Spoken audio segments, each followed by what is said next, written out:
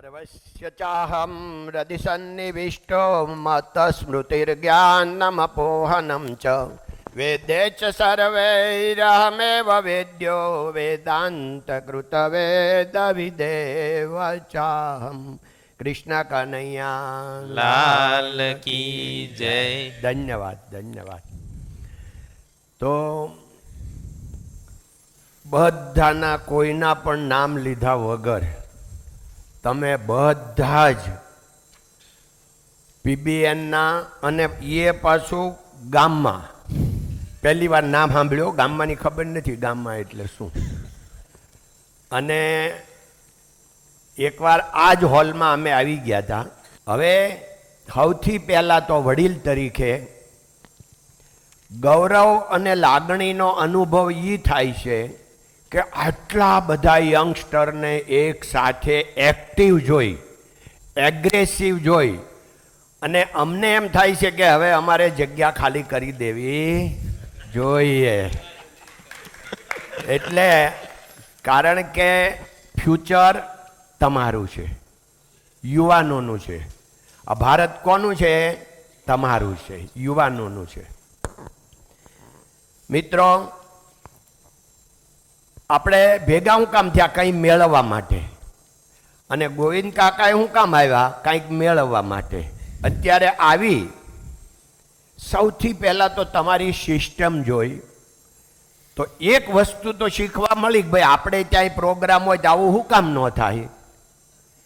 તો આપણે અપડેટ કેમ ન કરી શકીએ? એટલે ડોંગરેજી મહારાજ એમ કહેતા, દ્રષ્ટિ એવી સૃષ્ટિ. આપણી આખી સૃષ્ટિ કેવી? જેવી આપણી દ્રષ્ટિ હોય એવી.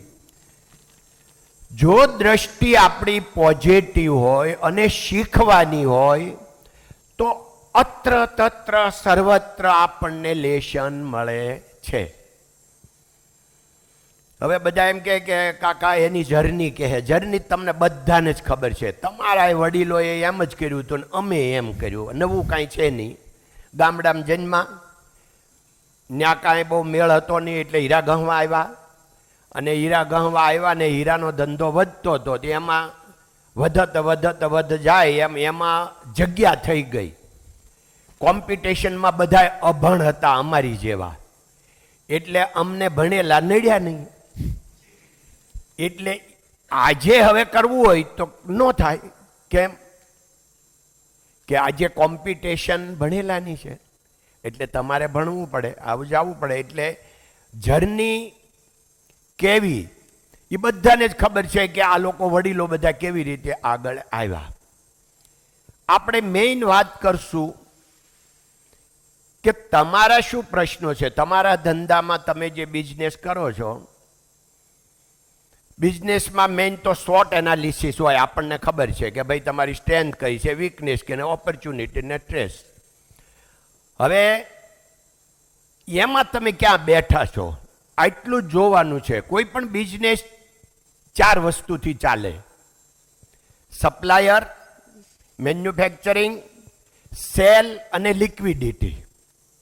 આ 4 વસ્તુ કોઈ પણ બિઝનેસના 4 પાયા મેઇન હોય. હવે આ 4 પાયામાં આપણો કયો પાયો વીક છે? તો હું તમને એમ કહું કે આમાં લિક્વિડિટીનો પાયો વીક હશે ને તો ચાલશે. જેને ધંધો આવડે, જેની પાસે સ્કિલ હોય, ઇન્ટરેસ્ટ હોય, એને ઓછા પૈસા હોય ને તોય બીજાની કમ્પેરમાં આગળ નીકળી જાય છે. નામ સાથે નહીં કહું પણ તમને એક્ઝામ્પલ આપું, હું સાક્ષી છું. 95માં એક કંપની પાસે 25 કરોડ હતા, એક કંપની પાસે 1 કરોડ હતા. હવે 1 કરોડ હતા એની પાસે 1000 કરોડ થઈ ગયા, અને 25 કરોડ વાળા પાસે હજી 25 કરોડ જ છે. 95માં મેં એક બીજી કંપની, આ કંપની કીધી જુદી, એ લોકો ભાઈઓ અલગ થયા. હું પંચમાં હતો, એટલે મને બધી ખબર છે. 35 કરોડ રૂપિયા રોકડા, પછી સ્થાવર હોય એ કાંઈ નહીં ગણવાની, બંગલો નહીં ગણવાનો, કારખાનું નહીં ગણવાનું, કશું નહીં ગણવાનું. લિક્વિડિટી 35 કરોડ રૂપિયા. અને ત્યારે એસઆરકેની મૂડી 36 કરોડની, પણ 3 ભાગીદારની. એટલે મારી પાસે જ્યારે 12 કરોડ હતા ત્યારે એમની પાસે 35 કરોડ હતા. મેં જ મારા હાથે વેચ્યા હતા. આજે હજી એની પાસે 35 ના 70 જ થયા છે. અને તમને ખબર છે કે આપણે 12 ના ક્યાં પહોંચ્યા. એટલે આ આપણી વાત, ઓલી બીજાની વાત હતી. આ તો હું તમને કમ્પેર કહું છું કે લિક્વિડિટીની બિઝનેસમાં જરૂર નથી. સામાન્ય બધા યુવાનો એવું માનતા હોય ભાઈ ધંધો કરવો પૈસા જોઈએ ને એમ. એટલે બને ત્યાં સુધી ફાસ્ટ જે પણ ધંધો કરતા હોય એમાં કેટલું તમે ફાસ્ટ ચેનલ ચલાવો ને એ બહુ આધાર છે કોઈ પણમાં. હું અમારા ડાયમંડ વાળાને સમજાવું બધાને, બધા સમજતા નથી. ડાયમંડમાં એવાય માણસો છે કે 1 મહિનાનું તૈયાર રાખે અને 1 મહિનાની રફ રાખે. 2 મહિનાના સ્ટોકમાં આખું વર્ષ ધંધો કરે એવા લોકો કંપનીઓ આપણા ત્યાં ડાયમંડમાં છે. અને એવી કંપનીઓ છે કે આખા વર્ષની રફ લઈ લે આ એક હારે, અને 1 વર્ષ સુધી પાછો માલ વેચ્યા કરે. હવે એની તમે ખાલી કલ્પના કરો. એટલું બધું આપણે લાંબી કલ્પના નથી કરવી, પણ હાવ ટૂંકી કરીએ. હું બધાને એમ સમજાવું કે તમે 3 મહિનાના સ્ટોકમાં અગર બિઝનેસ કરતા હો, પોલિશ તમારો 3 મહિનાનો સ્ટોક હોય તૈયાર માલનો, અને તમે બિઝનેસ કરતા હો, હવે તમે 2 મહિનાનો સ્ટોક રાખો તો આખું વર્ષ તમે 1% માલ સસ્તો વેચી શકો. કેમ કે ઓલું 1 મહિનાનું જે ટકો વ્યાજ લાગતું હતું એ તો નીકળી ગયું. એટલે આખો વર્ષ તમે ટકો સસ્તો માલ વેચો તો દિવાળીએ નફો હરખો થાય. હવે કોઈક 4 મહિના અને 2 મહિનાનો ફરક હોય તો આખું વર્ષ 2% સસ્તો માલ વેચે 2 મહિના વાળો, તો 2 જણાને દિવાળીએ નફો હરખો થાય. એટલે તમે જે પણ બિઝનેસ કરતા હોય એમાં સ્ટોક મેમ્બર નહીં બનવાનું. એટલે સ્ટોક કેમ ઓછાના ઓછા સ્ટોકમાં આપણો બિઝનેસ ચાલે, આ પોઈન્ટ બહુ મહત્વનો છે. હા, સ્ટોક બહુ ઝાઝો હોય ને તો આપણા બાયર વધે, એમાં કોઈ ના નહીં, એને ચોઈસ મળે ને, પણ આપણને નફો ન વધે, બાયર વધે. એટલે બને ત્યાં સુધી ઓછો સ્ટોક રાખવાનો. હું એક સેન્ટેન્સ આવ્યું હતું તો વોટ્સઅપમાં તૈયાર છે કોકનું, મારું નથી, પણ મને બહુ ગમ્યું ને એટલે તમારી સારું લેતો આવ્યો છું. એમાં કીધું હતું કે પ્રમાણિકતા વગરનો વેપાર નકામો. પ્રમાણિકતા વગરનો, સિદ્ધાંત વગરનું રાજકારણ નકામું, ચારિત્ર વગરની સાધના નકામી, સંસ્કાર વગરનું શિક્ષણ નકામું. અમારે ગોધાણી સ્કૂલમાં બધા વાલી મિટિંગમાં હું કહું છું કે આમાં તમે એમ માનતા હો કે અક્ષર જ્ઞાન આપીને ઝાઝા ટકા લાવશે, એવું નહીં બને. આ માણા બનાવવાનું કારખાનું છે, એટલે અહીંયા માણા બનશે. એટલે આપણે જે કહીએ કે સંસ્કાર વગરનું શિક્ષણ નકામું, સંસ્કાર બહુ મહત્વના છે. અને ખંત વગરની ખેતી નકામી. એ તમે કદાચ ખેતીમાં ગયા હો કે ન ગયા હો, અમને બધી ખબર છે કે ખંત વગરની ખેતી નકામી. બાજુમાં 2 ખેતર હોય, એક લોકો ખડ વાઢી લે, એને 15 મણ કપાસ થાય, અને આળસુ હોય ન વાઢે, અને કપા અને ખડ બધું હારે થાય અને 5 મણ કપા થાય. ખંત નહીં, ખંત વગરની ખેતી નકામી. એટલે આ સેન્ટેન્સ આપણને લાગુ પડે છે. આપણે બધા વેપારી છીએ. પ્રમાણિકતા વગરનો વેપાર નકામો, આ એક સેન્ટેન્સ આપણા માટે છે. બધું આપણે કંઈ કરવું નથી. હવે તમને એમ લાગશે કે પ્રમાણિકતા વગરનો વેપાર કેમ નકામો? બધા ભાઈ બેહીન હુવે છે. આપણા ગ્રાહક હોય ને એ બધા બેહીન હુવે, આપણા સપ્લાયરો બધા બેહીન હુવે, આપણા કારીગરો બેહીન હુવે. બધાને બધી ખબર પડે છે કે આપણો પિયુન કે ડ્રાઈવર હોય એ બધા બેહીન જ હુવે, કોઈ ડાયરેક્ટ હુતા. બધાને બધી ખબર પડે છે. આટલું જ આપણે વિચારવાનું છે. એટલે પ્રમાણિકતા વગરનો વેપાર એટલે નકામો કે એક હશે પણ અઘરું પડશે. એક વખત જો પ્રમાણિકતા છોડીને એ પછી ઠેઠ સુધી પીછો નહીં છોડે. એટલે સૌથી પહેલો વેપારમાં પહેલામાં આવેલો સિદ્ધાંત છે પ્રમાણિકતાનો. પૂજ્ય ડોંગરેજી મહારાજના હું પ્રભાવમાં, એ તો તમને બધાને ખબર છે ને આગળ એ કહેવાઈ ગયું છે, તો એનું સેન્ટેન્સ જે અમને લાગુ પડે કે સંપત્તિ અને સંતતિ એ પ્રારબ્ધ અનુસાર મળે છે. સંપત્તિ એટલે પૈસા અને સંતતિ એટલે બાળકો, એ પ્રારબ્ધ અનુસાર મળે છે. એના માટે પ્રયત્ન કરવાની જરૂર છે પણ પાપ કરવાની જરૂર નથી.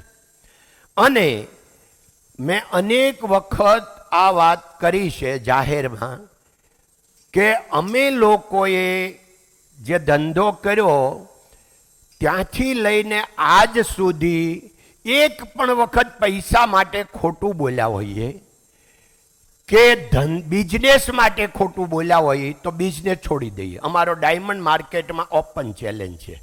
તો હું એમ કહું 50 વર્ષથી એક પણ વખત ખોટું બોલવાની જરૂર નથી પડી. અને તમને ખબર છે કે કંપની બઢત જાય. સત્યને બહુ મોટી તાકાત છે ભાઈ. કારણ કે આપણે સત્ય હોય, અઘરું હોય, ધીમી ગતિ હોય, પણ રિઝલ્ટ એનું સ્ટ્રોંગ હોય. જેમ આપણે આ બિલ્ડિંગ બનાવ્યું, અત્યારે આપણે બેઠા બહુ ટોપ છે બધું, પણ નીચે વજન તો પાયા ઉપર છે. મેઇન તો પાયો છે. પાયો ન હોય તો બધું કકડભૂસ થઈ જાય. એટલે એ જે પ્રમાણિકતા છે એ બિઝનેસનો પાયો છે. પાયો મજબૂત હોય એટલે પછી કાંઈ જોવાનું નથી. હવે બહુ આપણે થોડું ફાસ્ટ કરીએ. બિઝનેસમાં સૌથી મોટામાં મોટો આગળ આવવાનો કોઈ સિદ્ધાંત હોય તો આપણો સ્વભાવ. બધાને ખબર છે કે આપણો સ્વભાવ જ આપણને ધંધામાં આગળ લઈ જાય છે અને આપણો સ્વભાવ જ આપણને ધંધામાં પાછળ લઈ જાય છે. એટલે સ્વભાવ, પોતાનો ભાવ હોય. ક્યાં સ્વભાવ? મગજમાં. મગજમાં મનના 4 પ્રકાર: મન, બુદ્ધિ, ચિત્ત અને અહંકાર. એ મનના જ નામ. આ 4 પ્રકાર એના. તો જ્યારે સંકલ્પ વિકલ્પ કરે કે જાવું ન જાવું, પેલું કરવું ન કરવું, આ ધંધો કરવો ન કરવો, એને કહેવાય મન. પણ એક નિર્ણય લઈ લે કે આ કરવું છે, એનું નામ આવી ગયું બુદ્ધિ. અને પછી કોઈનું ચિંતવન કરે, જતા રહે પણ એનું ચિંતવન આપણીથી થાય. ઘરાક વયો ગયો હોય પણ એનું ચિંતન થાય, એને કહેવાય ચિત્ત. અને પછી છેલ્લું આવે અહંકાર. એ મનમાં જ આવે, આઈ એમ સમથિંગ. એટલે મન આ 4 પ્રકાર આપણા સ્વભાવના. હવે સ્વભાવ જેનો અતિ સુંદર એ ભગવાનને વાલો લાગે છે, એમ ડોંગરેજી મહારાજ કહેતા. એટલે ભાઈ ભગવાનને તો આપણે ભાળ્યા નથી, પણ એટલું તો સાચું છે કે આપણો સ્વભાવ સારો હોય તો આપણા મા બાપને સારું લાગે, આપણી વાઈફને હોય તો સારું લાગે, અને આપણા બાળકોને સારું લાગે, આપણા મિત્રોને સારું લાગે, આપણે બિઝનેસ કરતા હોય તો બધાને સારું લાગે. એટલે સ્વભાવ. હવે સ્વભાવ આપણે તો બનાવ્યો નથી ભાઈ. મારો સ્વભાવ કોને બનાવ્યો? મારા મા બાપે બનાવ્યો? નહીં. કોને બનાવ્યો? નેચરલ, કુદરતી. તમારો સ્વભાવ કોને બનાવ્યો? નેચરલ, કુદરતી. એટલે આપણો સ્વભાવ સારો છે કે ખરાબ છે એના ગુનેગાર આપણે નથી. એ તો કુદરતે બનાવ્યો છે સ્વભાવ. પણ આપણો ગુનો એટલો છે કે આપણો સ્વભાવ ખરાબ હોય તો આપણને ખબર હોવી જોઈએ કે મારો સ્વભાવ સારો નથી, તો 50% તમે તમારું કામ થઈ જાય. પણ જ્યારે ઓલું મનના 4 પ્રકારમાં છેલ્લો આવ્યો અહંકાર, એ ઈગો આવે ને આઈ એમ સમથિંગ આવે, એટલે 1 વર્ષ સુધી તમે કોઈની સેવા કરી હોય, 1 વાર ક્રોધ કરો, 1 વાર મગજ જાય એટલે આખા વર્ષનું ધોવાઈ જાય, બધું ધોવાઈ જાય કમ્પ્લીટલી. સંબંધો, રિલેશન, એને તમે જે કર્યું હોય બધું પૂરું. હવે એને આપણે છે ને બધું સાચવીએ છીએ, આપણે આપણા સ્વભાવને નથી સાચવતા, આપણે એને જાણતા જ નથી. તમે દરરોજ તમારા સ્વભાવને જાણી અને રોજ સાંજે સૂતી વખતે ખાલી 2 જ મિનિટમાં 3 લીટી 4 લીટી લખી નાખવાની કે આજે મારો સ્વભાવે સારા કામ કેટલા કર્યા, આજ મારો સ્વભાવ સારો કેટલો રહ્યો અને આજે મારો સ્વભાવ ખરાબ કેટલો રહ્યો. કારણ કે આપણે છે ને ભાઈ, આપણે જાણવાનું છે, આપણે બીજાને જાણીએ તો બહુ ફાયદો નથી. એટલે હું એમ કહું કે આપણે પિક્ચર જોવા જઈએ, જવાય જ, એમાંય લેશન મળે, પણ આપણે આપણું પિક્ચર કોઈ દે જોતા નથી. એટલે જો તમે ડેઈલી ડાયરી લખતા હો તો તમે આજે મેં 40 વર્ષ 45 વર્ષ પહેલાં મેં લખેલું છે, હું આજે એ ડાયરી કાઢું, જે આપણું પિક્ચર જોવાની મજા છે એ પછી બીજાના પિક્ચર જોવાની થોડી મજા આવે. એ એન્ટવર્પ જતા હતા અને હીરોટેલમાં સ્વીટેલમાં હાથે બધા રસોઈ બનાવતા, એમાં બધા એના નામ લખ્યા વગર આજે 8 જણા હતા. કોણે કોણે રીંગણાનું શાક બનાવ્યું, કોણે રોટલી બનાવી, સારી થઈ ન થઈ. હવે એ જે સ્વીટ મેમરી હોય, આ તો ખાલી વાત સામાન્ય કરી. આવી બિઝનેસની હોય, કોઈને હારે સંબંધો બગડ્યા હોય, સારા થયા હોય, આવા બધા સ્વીટ મેમરી છે ને બહુ કામના છે. એટલે આપણે આપણી કથા લખવાનું ચાલુ કરો, દુનિયા પારકી પંચાયતને બંધ કરી દો, આપણી દુનિયા લખવાનું જાણવાનું ચાલુ કરો, એટલે આપણી પ્રગતિને કોઈ રોકી શકે એમ જ નથી. આટલું જ કરવાનું છે કે આપણને મળવાનું છે. હવે સફળ વ્યક્તિ હોય ને, એ ખુશ રહી શકે કે નહીં એ નક્કી નથી, પણ ખુશીમાં જે વ્યક્તિ હોય એ 100% સફળ થાય. જે વ્યક્તિ ખુશ રહેતી હોય એ 100% સફળ થાય. હવે સફળ થયા પછી એ ખુશી મળે છે કે નહીં એ નક્કી નથી. સફળતાને આપણે સમજીએ, બધા એમ કે પૈસા મળ્યા એટલે સફળતા મળી ગઈ. આનાથી બીજું કોઈ મોટું જુઠ્ઠાણું નથી. કારણ કે સફળતા એટલે જીવનની સાર્થકતા.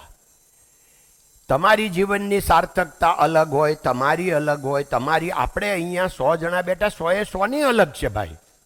સાર્થકતા જીવનની બધાયની અલગ છે.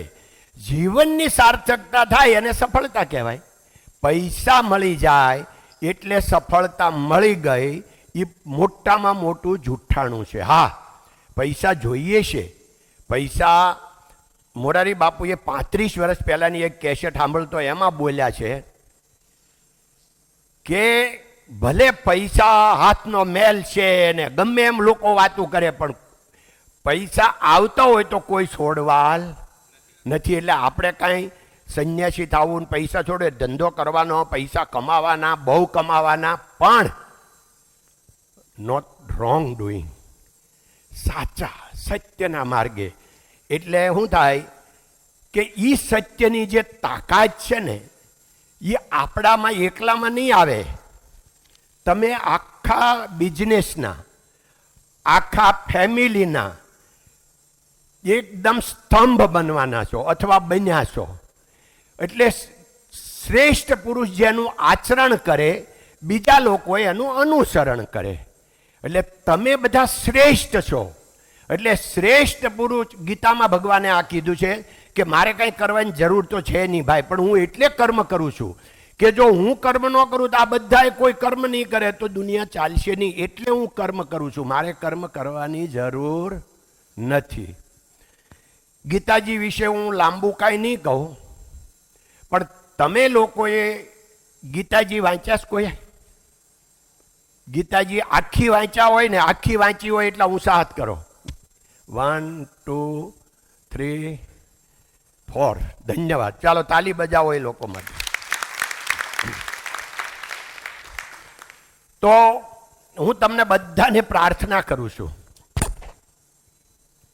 કે તમારે પ્રગતિ કરવી છે, સફળતા મેળવવી છે, સક્સેસ થવું છે, પણ એના પગથિયા તો સડતા નથી.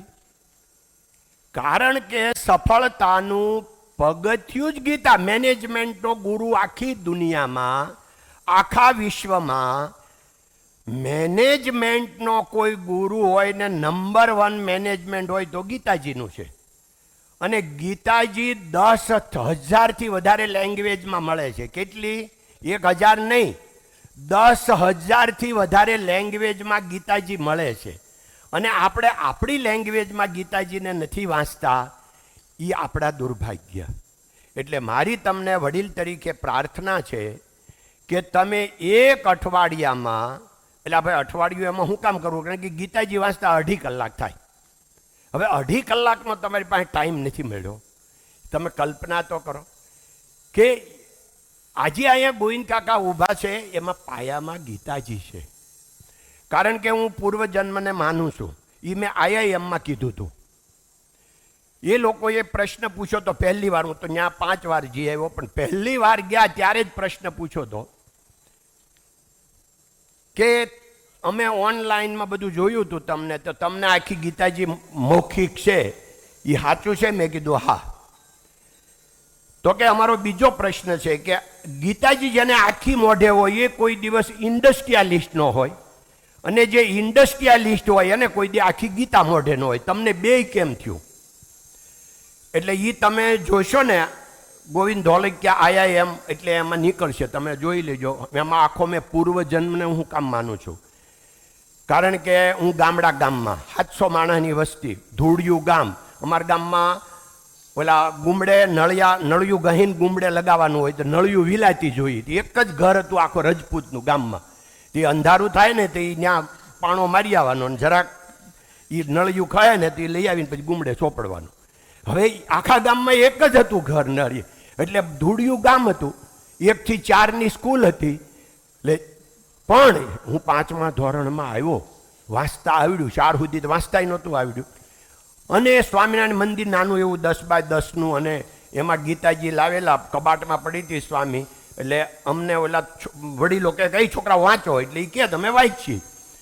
એટલે ગીતાજી મારા હાથમાં આવી, મને સમાધિ અવસ્થા જેવું થયું. ત્યારે બાળક બુદ્ધિમાં ખબર નહોતી પડતી કે આ સમાધિ થઈ છે, પણ અત્યારે ખબર પડી. આમ એકદમ આમ કંઈક આપણે હું ભાન ભૂલી ગયો હોઉં, ક્યાં છો એ ખબર ન રહી હોય, અને આમ હું વિચારું કાંઈ, એટલે હાલું તો એમ લાગે કે હું હાલતો નથી, હવામાં છું. આવું બધું આખું ત્યારે ફિલિંગ થયું.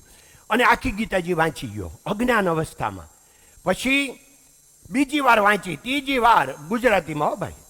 અને પછી મૌખિક કરવાનું ચાલુ કરી. તો એ 10 વર્ષની ઉંમરે ચાલુ કરીને 16 વર્ષની ઉંમરે સુરત મેં આવી, અને 16 વર્ષની ઉંમરે આખી ગીતા મોઢે થઈ ગઈ ગુજરાતીમાં, અજ્ઞાન અવસ્થામાં. આ કોણે કર્યું? જો પૂર્વજન્મ ન હોય તો કોઈ આપીને કીધું જ નથી, એ છોકરાને ગીતા કહેવાય, તું પાકી કર અને વાંચ, એમ તો કોઈ કીધું નથી.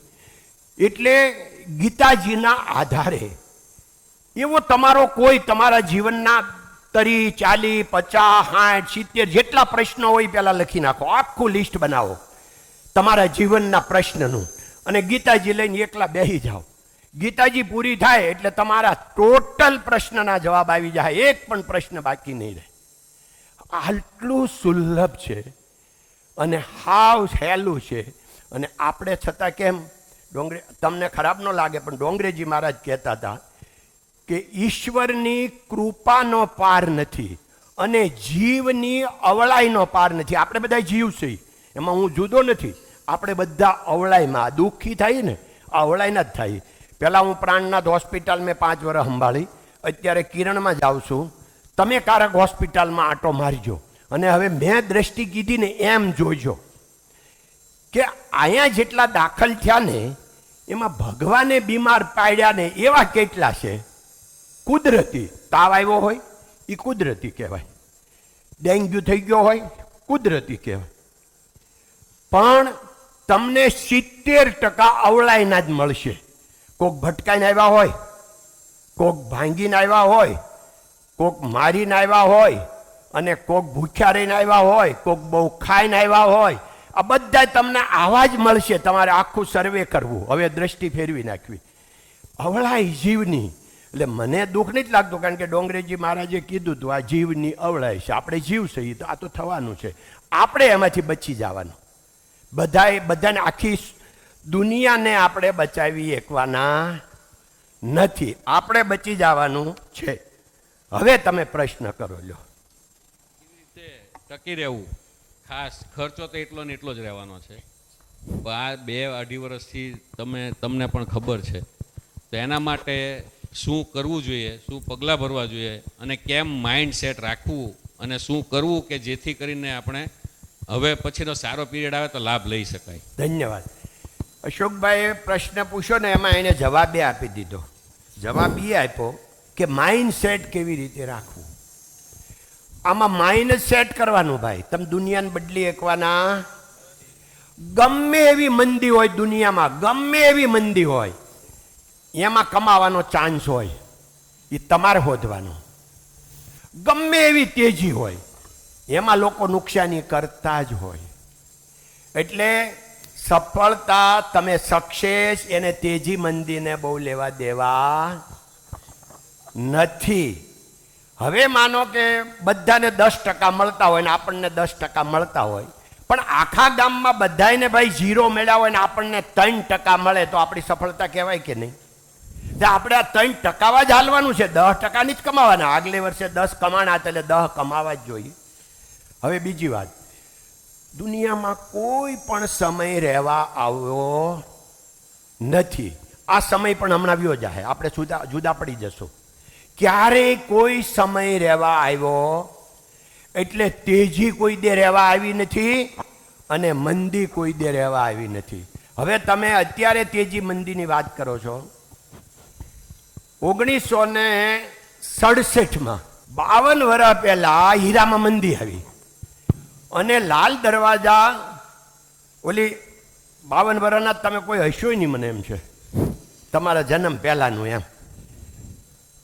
લાલ દરવાજા ઓલી છે આપણે ધર્મશાળા, તો ધર્મશાળામાં મીટિંગ રાખી બધાએ કે ભાઈ હવે બહુ મંદી આવી છે, અને મને મંદીનું નામે નહોતું આવડતું. હું એમ કહેતો તો બંધી આવી છે, એટલે હીરા આવતા બંધ થઈ ગયા, એટલે હવે નહીં હાલે.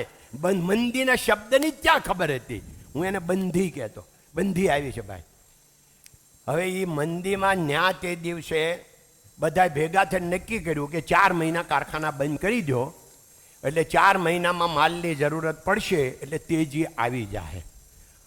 અને નીચે ઉતર્યા, અને અળખામણા 2-4 હોય ને પાછા એમાં, તો નીચે એને આવીને ઓટલે ઊભા રહીને કર્યું, આ બધા શેઠિયા કમાઈ ગયા છે, આપણને બધાને ઘર ભેગા કરવા માગે છે, હુરિયો બોલાવો. બધા હુરિયો બોલાવ્યો નીચે ઉતરીને, એટલે કારખાના પાછા ચાલુ રહ્યા. પછી મંદી થઈ ગઈ અને તેજી આવી ગઈ. હવે મંદી તેજી આજની નથી, એમ હું તમને કહું છું. એ અહીંયા અમે એન્ટ્રી કરી હીરામાં, તે દુનિયા આવે છે. અને હીરામાં જ આવે એવું નથી, કોઈ પણ ધંધામાં આવે. પણ મેં તમને કીધું એમ, આપણે એમાં શું કરવાનું છે, આખું ગામ હોય એમાં તમારે 3% આગળ રહેવાનું છે, બીજું કાંઈ જ નથી કરવાનું. આખું ગામ 5% નુકસાન કરે, તમારે 2% નુકસાન કરવાનું છે. આપણે બચી ગયા. આપણે આમાં ઘોડા દોડે ને તે ફરક તો કાનહોરીનો હોય. આપણે ઓલું કરે ત્યારે ખબર માઇક્રોમાં ફરક હોય ને, સેકન્ડના ભાગમાં ફરક હોય દોડે ત્યારે. આટલું જ આપણે કરવાનું છે, બીજું કાંઈ નથી કરવાનું. એટલે આપણે તો રહેવાનું છે, એટલું દોડવાનું છે. પ્રોડક્શન ઘટાડવું ને એ એનો રસ્તો છે જ નહીં. પહેલાં બધાય તમે આખી જિંદગી યાદ રાખજો, મંદીમાં જ ક્વોલિટીવાળું કામ બને.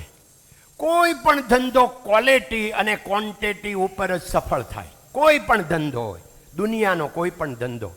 હોટેલની રૂમ હોય તો ક્વોન્ટિટી 200 વાળો વધારે ફાવે, પણ ક્વોલિટી હોવી જોઈએ. બીજી વાર આવે નહીં. 200 રૂમ હોય તો 50 જ જાય, 150 પીડ્યા. એટલે ક્વોલિટી અને ક્વોન્ટિટી. 8,000 રૂમો છે, 8,500 રૂમ છે લાસ વેગાસમાં, તોય જગ્યા નથી મળતી. કેમ? ક્વોલિટી. 8,500 રૂમ એક હોટેલની. કહેવાનું એ છે કે તમે કદી પણ પ્રોડક્શન ઘટાડીને મંદીને પાર કરવાનો વિચાર નહીં કરતા. હવે તમે એમ કહો, એટલે ભાઈ પણ કાંઈક માલ વેચાવો જોઈએ ને, કાંઈક કારીગરને આપવા તો જોઈએ ને. જુઓ, ત્યારે તમે કારીગર પાસેથી સારું કામ લઈ શકશો. ક્વોલિટી ઉપર ને તમારો જે કી પર્સન હોય મેનેજમેન્ટ, એને બધાને એવા લેશન આપો એટલે ત્યારે જ સાંભળશે. તેજીમાં કોઈ સાંભળે આપણી વાત? મંદીમાં બધાય તમારી વાત સાંભળશે. એટલે એટલા HRDના પ્રોગ્રામ કરો, બીજા કરો, અને સ્કિલ ડેવલપ કરો. એટલે મંદી છે એ તો શીખવાનું મોટું સાધન છે. એટલે અત્યારે એ સ્ટોરી મોટી છે, પણ ઓલામાં તમને યુટ્યુબમાં મળી જાય. 2008માં અમે કેમ ફાવી ગયા. તો મંદી ભયંકર હતી, આખા વિશ્વ. અત્યારે તો ખાલી ઇન્ડિયાની છે, ઓલી તો વિશ્વની હતી. તો એટલે એ બધું ખેણેથી ફાવ્યા કામ કરવાથી. બીજું મિત્રો, આની ભેગું છે એટલે અશોકભાઈ રોક્યા હતા. હવે સાચી વાત આવે છે. તમારે સફળ થવું છે, બધાને યશ છે, બધાને સફળ થવું છે. એટલે તો આપણે સવારના પોરમાં મીઠી ઊંઘ બગાડીને આવ્યા છીએ. મિત્રો, બધાની લાયકાત કરતાં તમે 20% પગાર વધારે આપજો. સૌથી પહેલો નિયમ આ, સૌથી પહેલામાં પહેલો નિયમ કે તમારો જે કોઈ સ્ટાફ છે, આજે જ તમને જો લાગે કાકાની વાત સાચી, તો આજે જ જઈને 20% પગાર વધારી દેજો. બધું બુદ્ધિમાન. તમે એનો પગાર ઘટાડીને જો કમાવા માગતા હો, એ અશક્ય છે, અશક્ય છે. જ્યારે 20% પગાર વધારે એને આપશો, પછી તમારી જે લાગત આવશે અને જે પહેલાં માલ વેચવો પડતો હતો અને પછી તમે વેચશો, તો એ સુલભ હશે. કેમ કે ભાઈ બધાને પોતાને શું મળે, એ મેં કીધું પહેલાં બહેન હોય એ બધાને ખબર પડે છે. હવે બીજી વાત, એની હારોહાર તમને બધા એ જ લોકો છો એટલે તમને ખાસ કે તમારી પાસે નજીકમાં નજીક કોણ રહે, તો આપણા ઘરમાં મા બાપ, બાળકો, પત્ની, ભાઈ, બેન, આટલા. પછી કોણ રહે, તો ઘર નોકર. આપણી નજીકમાં નજીક કોણ હોય? ઘર નોકર. આપણે પાણી આપવા આવે એટલે આપણે એને 2 ઇંચનું જુદું રહે, 1 ઇંચનું જુદું પડે. પછી આપણે મહારાજ હોય કોઈને ઘરે, તો મહારાજ રસોઈ બનાવે, એના વિચારો હોય એ આપણામાં આવે, એટલે એ આપણા ભગવાન થયા. તો ત્રીજું કોણ? ડ્રાઈવર. તો ડ્રાઈવર જે છે એ આપણીથી કેટલા બેહે? 4 ઇંચ જ આઘા બેહે. આપણે કોઈને બેહવા ન દઈ, બીજા કોઈને. એ 4 ઇંચ જ આઘા બેહે. એટલે અગર તમારી પાસે મહારાજ છે, તમારી પાસે અગર પિયુન છે, અગર તમારી પાસે ડ્રાઈવર છે, તો ડ્રાઈવરનો પગાર 40,000 અંદર હોવો જોઈએ નહીં. હવે 40,000 મિનિમમ હોવો જોઈએ, કારણ કે આખા ફેમિલીનું રિસ્ક એ લઈને ફરે છે. હવે 40,000 ને લાયક નો છે રાખવો શું કામ ભાઈ? તમે એવો હો છો ને તમને કે તમારે ચિંતા જ નહીં તમારા ફેમિલીની, કારણ કે ડ્રાઈવર જ લઈને જવાનો બધે. મહારાજ, હવે મહારાજને તમે પગાર કેટલો આપો? તો 40, 45, 50,000 આપવો પડે. અને પિયુનને તો 25,000થી અંદર કોઈએ નહીં આપવાના. હવે આ મને ભરોસો છે અહીંયા સુધી તમે કોઈ માનવાના નથી. પણ ડોંગરેજી મહારાજ કહેતા, જે પાળે નહીં એને બોલવાનો અધિકાર નથી.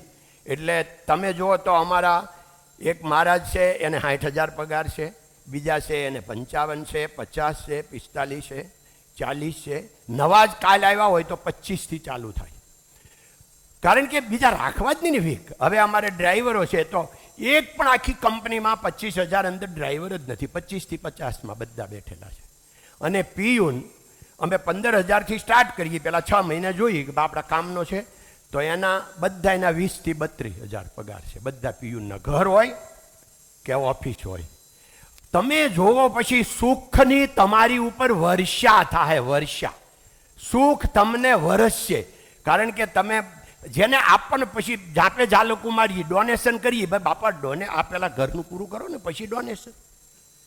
જરૂર જ નથી.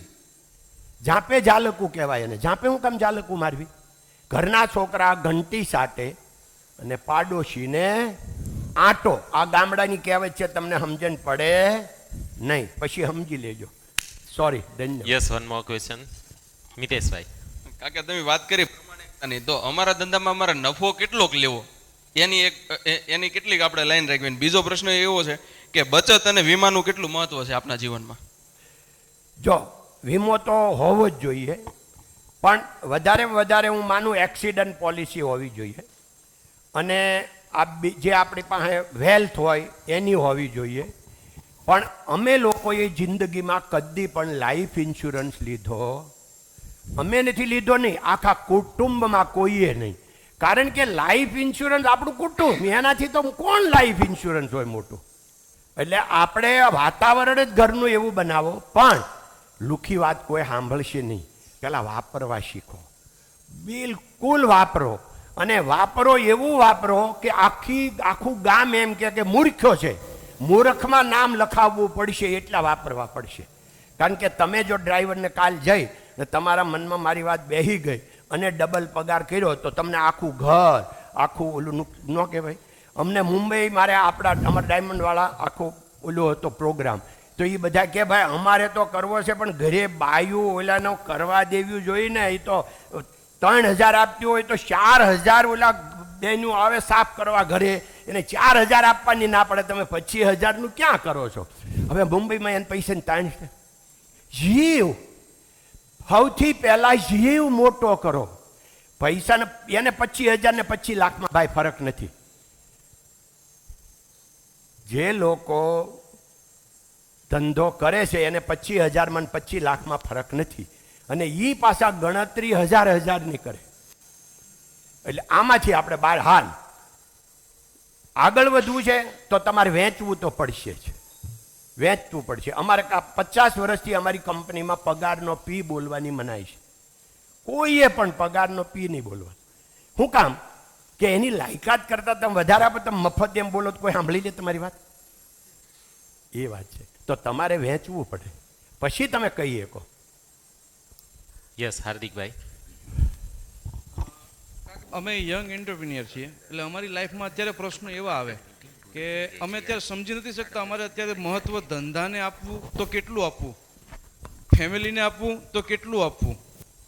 તો તમારો આખા જીવન, તમારા આખા દિવસનો કાર્યકાળ જે હોય છે સવારથી સાંજ સુધીનો, સાહેબ તમે તમારી રોજ નિશી લખવા બેહો ને એટલે તમને ખબર પડી જાય કે 3 કલાક હું કેવા સમય બગાડું છું, ખોટા ગપ્પા મારું છું. આપણે બધા એવરેજ 3 કલાક હાવ બગાડી નાખીએ છીએ, કાંઈ કારણ વગરના, ખબર જ નથી.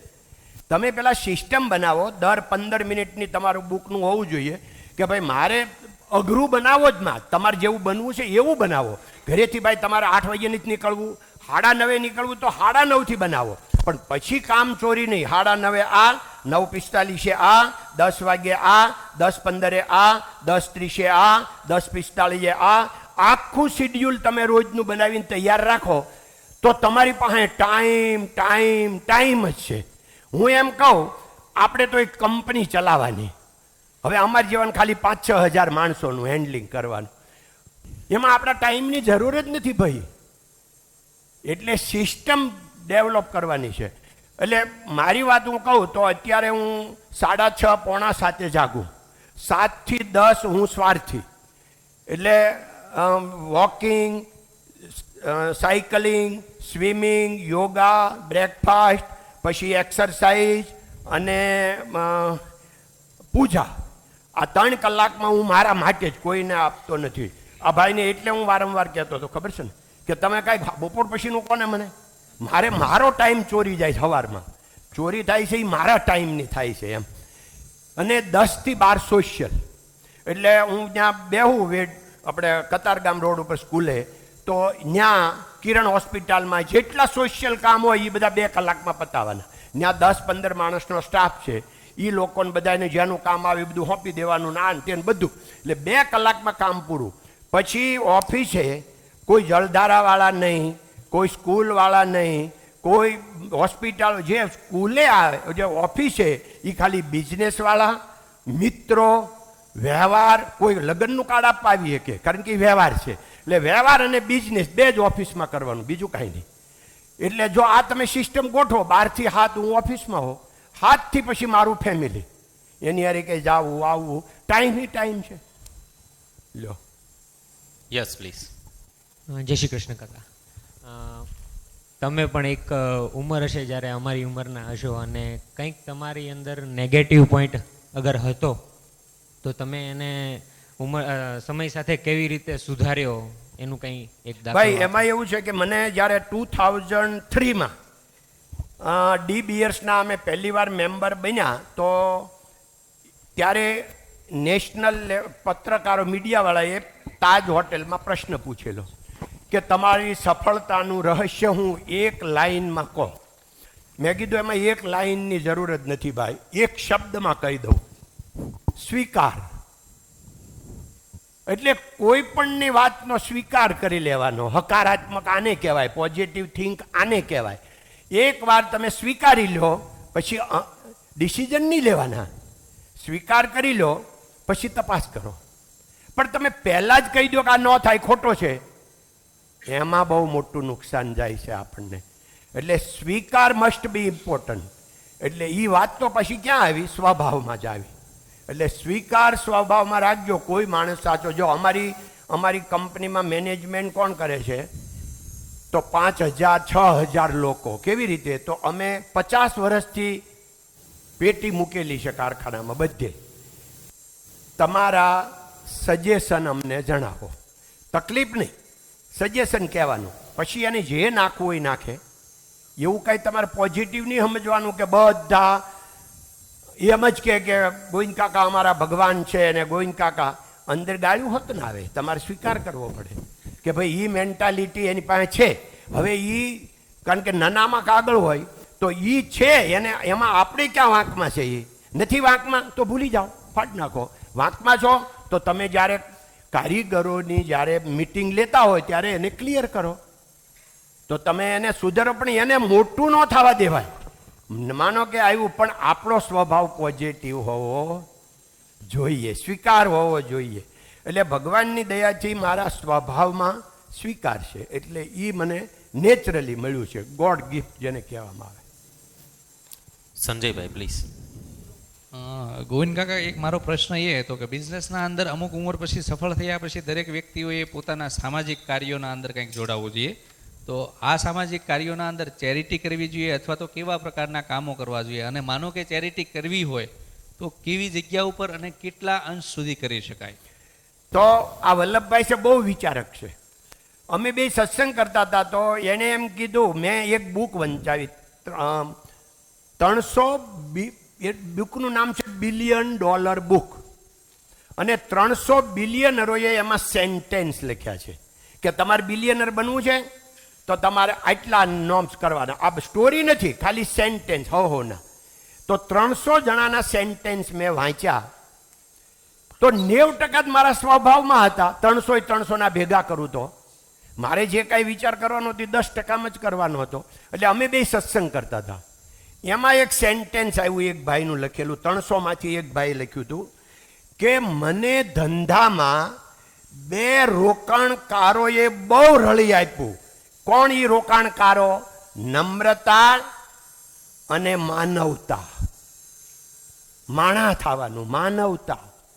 તમે બધાની તમારી દ્રષ્ટિ એક છે, બોસથી લઈ પિયુન સુધી એક જ દ્રષ્ટિ છે, તો તમારા માનવતા.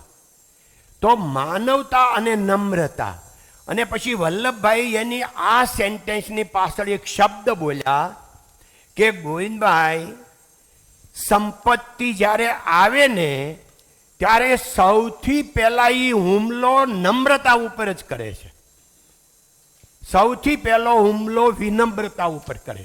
માણસ નમ્ર હોય, સંપત્તિ આવે એટલે છકી જાય. આપણે એમાંથી બહાર રહેવાનું, બીજું કશું નથી કરવાનું. આઈ એમ, અમારી કંપનીનું સેન્ટેન્સ છે, I am nothing but I can do anything. એટલે I am nothing, egoless. Nothing I am but I can, confidence, I can. આ બાજુ યસ આકાશભાઈ. કાકા તમે કીધું કે સ્ટાફને સારો એવો પગાર આપીએ. અમારી ઓફિસમાં અમારી બધાની ઓફિસમાં 8 થી 10 જણાનો સ્ટાફ હોય છે, તેમ છતાં પણ બહુ બધા આ સિવાય પ્રોબ્લેમ આવતા હોય છે. ઘણીવાર એવું થાય છે કે અમે એને ટ્રેન કરી અને વહી જાય.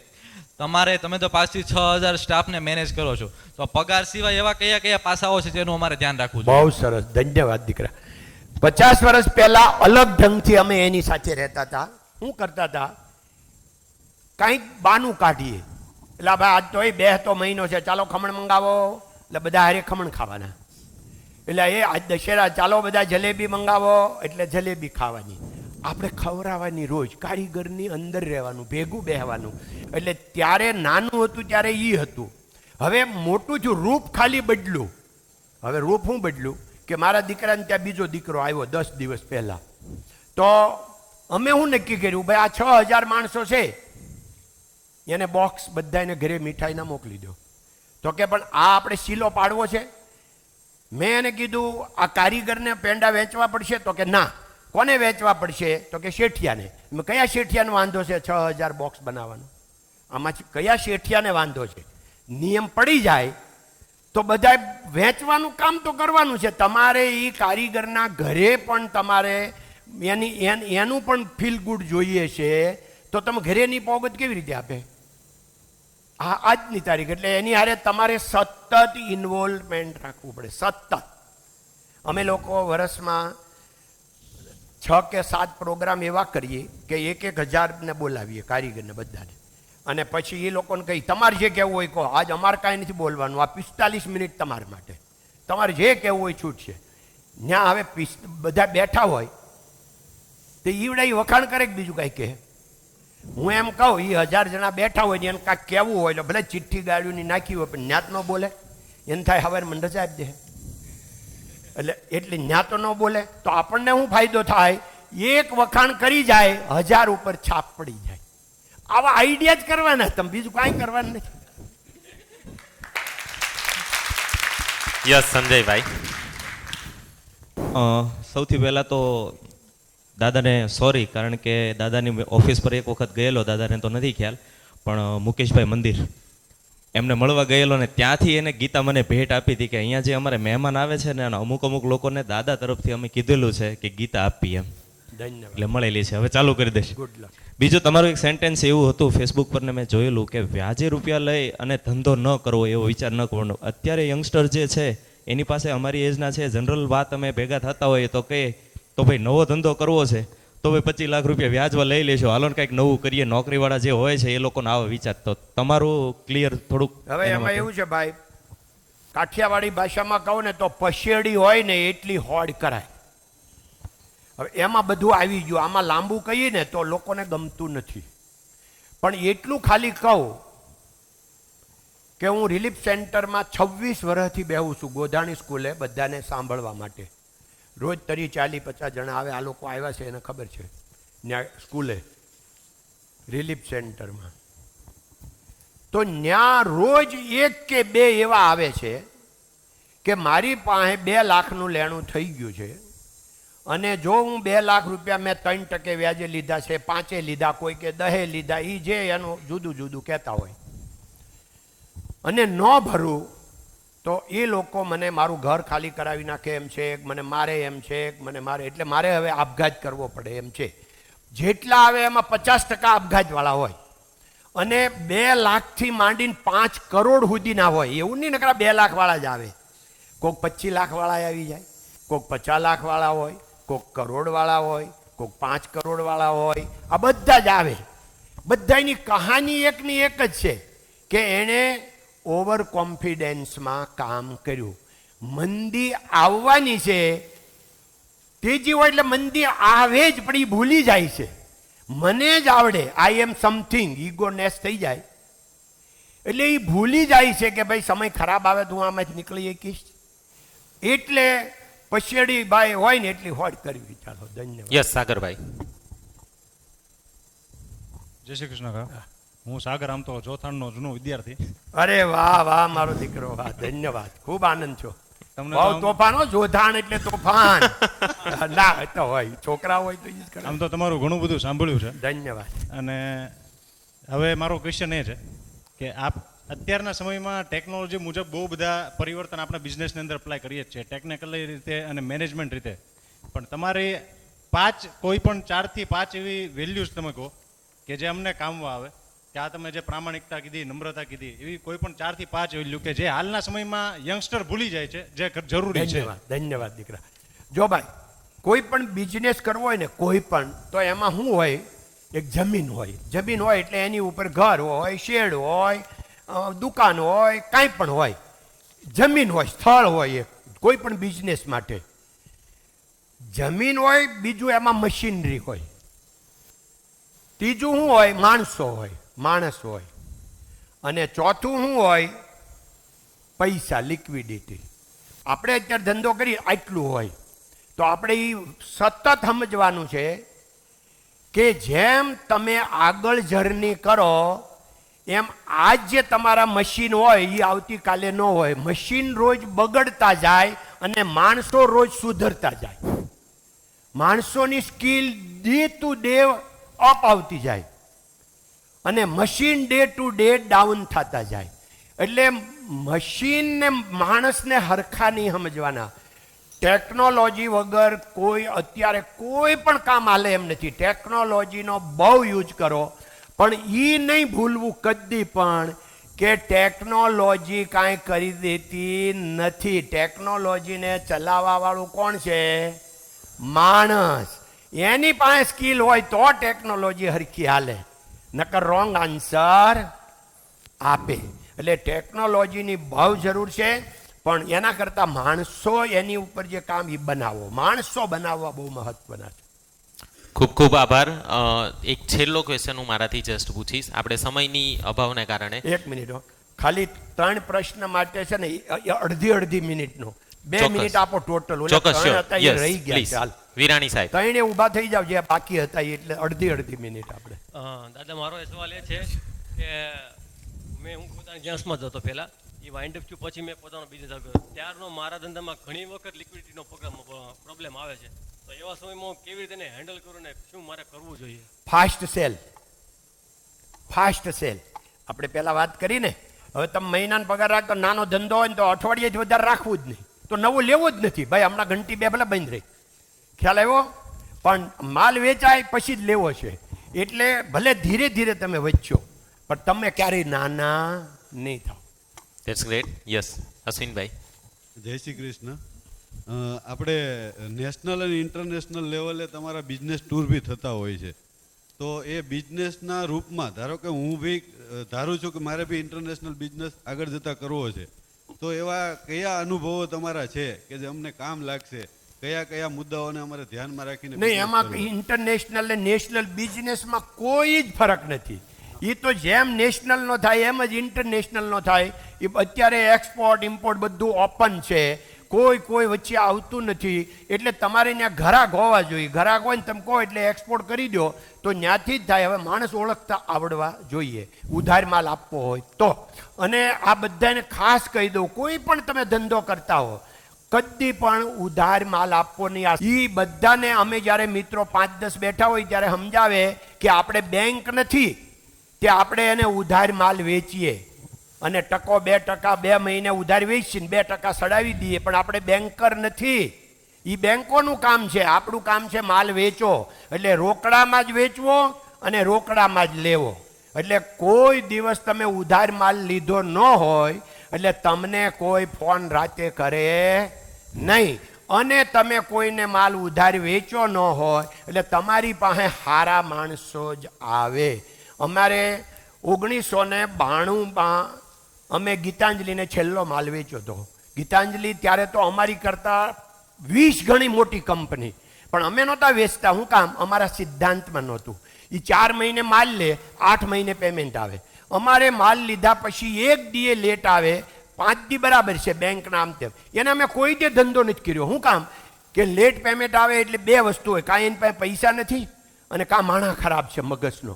તો માણા ખરાબ હોય તોય નકામો, અને એની પાસે પૈસા ન હોય તોય નકામો. એટલે હશે તો જશે, અને વાજબી હિસાબ થશે તો આપણા જ જાય ને. યસ. આપણે તમારા આટલા વર્ષનો એક્સપિરિયન્સ છે એટલે લાઈફની અંદર ઘણા બધા અપ એન્ડ ડાઉન્સ આવ્યા છે, ઉતાર ચઢાવ આવ્યા છે. તો તમારો સૌથી ખરાબ સિચ્યુએશન જે આવી હતી અને એ સિચ્યુએશનને તમે કઈ રીતે ટેકલ કરી, થોડો આઈડિયા મળે તો. ના, એમાં એવું છે, કોઈ પણ વસ્તુ આવે ને પ્રોબ્લેમ, અમારી કંપનીનું એક સેન્ટેન્સ છે, પ્રોબ્લેમ ઇઝ પ્રોગ્રેસ. એટલે પ્રોબ્લેમ ન આવે તો તમારો પ્રોગ્રેસ શું કામ થાય?